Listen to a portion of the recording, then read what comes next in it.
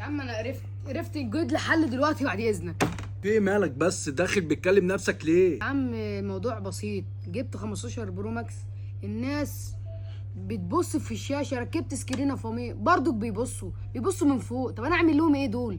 اركب سكرينه بالعرض؟ 15 برو ماكس وبيبص عليك يا باشا. انا جايب سكرينتين بفضل الله تعالى، 15 برو ماكس و16 برو ماكس، سكرينتين 360 من فوق ومن تحت ومن الجناب، محدش بيشوف اي حاجه خالص، انت بس اللي بتبص على الموبايل. يعني من فوق محدش هيشوف ولا من الجناب ولا من تحت حتى؟ ايوه يا باشا، محدش هيشوف خالص الا انت بس. وريني العظمه، وريني بسرعه. بص بقى، جايب لك اتنين 15 برو ماكس و16 برو ماكس، سكرينه فامي 360. بص على باكت الفخامه، بص قلت له يا باشا احنا هندلعك، ومنديل كمان وباكت. بص السكرينه من هنا ما يشوفكش ومن هنا ما يشوفكش، ولو انا واقف فوق هنا ما يشوفكش وهنا ما يشوفكش. دي اسمها 360 بس كده. يعني انا محدش هيشوفني ولا من فوق ولا من تحت ولا من اي حته، انا بس اللي هشوف.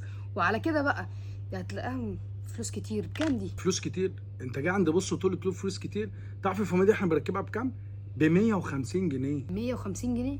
عندك كميه بقى؟ كميات؟ عندي كميات طبعا. ولو انت محل وعايز حتى تبتدي بقطعتين من كل نوع، انا عينيا ليك اديهم لك بسعر جامد جدا. انا لو محل اخد قطعتين بس، طب ما انا كده مش هاخدهم جمله. لا يا باشا، حتى لو هتاخد قطعتين او هتاخد